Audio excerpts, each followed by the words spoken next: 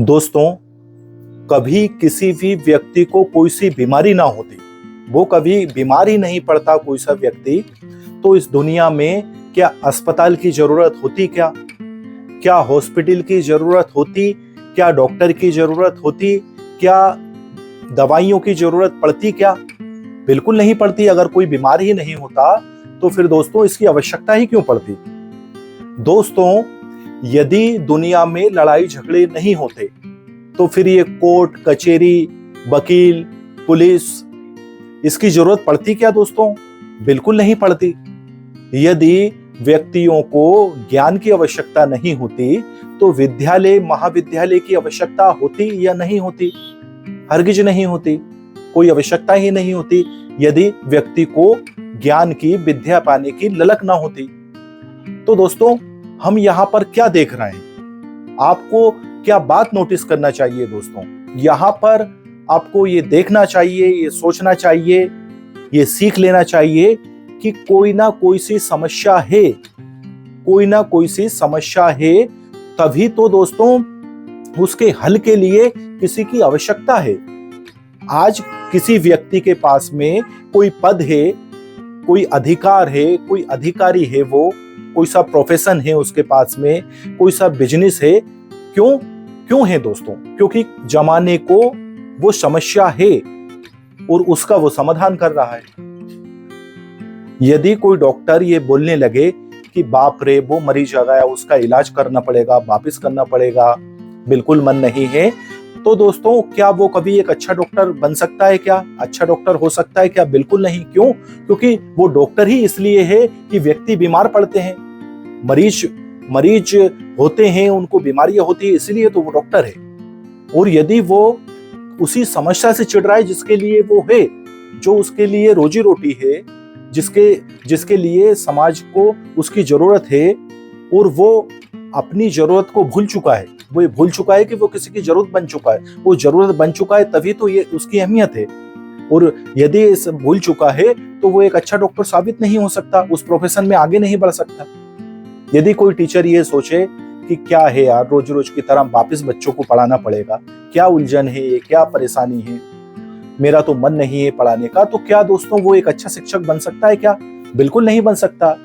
उसका वजूद ही क्यों है? उसको वेतन ही किस बात का मिल रहा है? इसी बात का तो मिल रहा है कि वो किसी की समस्या हल कर रहा है, छात्रों की समस्या हल कर रहा है, इसीलिए तो वो टीचर है। यदि कोई सा अधिकारी है, यदि वो उसके कार्यों में रुचि ही नहीं लेगा, तो दोस्तों क्या वो एक अच्छा अधिकारी हो सकता है क्या? बिल्कुल नहीं।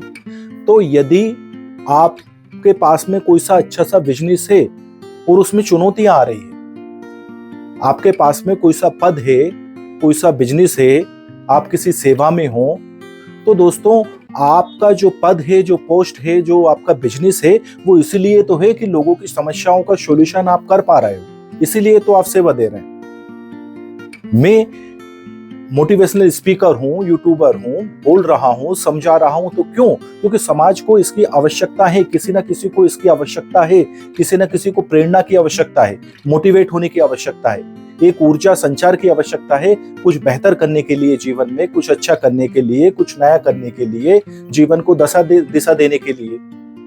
अगर ऐसा नहीं होता तो ये काम भी नहीं होता। तो दोस्तों, आज से आप ये कहना बंद कर दीजिएगा कि मेरे जीवन में समस्या क्यों है, या फिर मुझे किसी व्यक्ति का काम क्यों करना पड़ रहा है।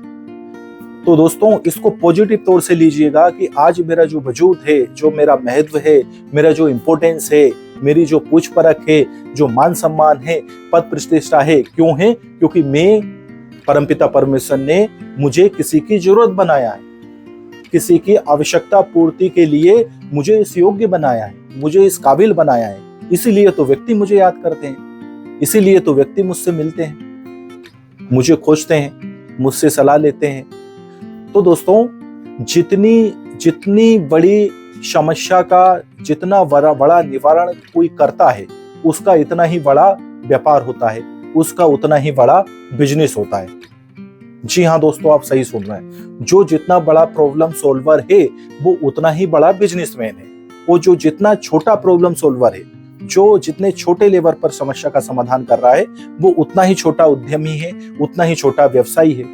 तो यदि जीवन में आप बिजनेस की फील्ड में हो तो आपको बड़ी से बड़ी समस्या का समाधान करने के लायक बनना होगा, काबिल बनना होगा, योग्य बनना होगा।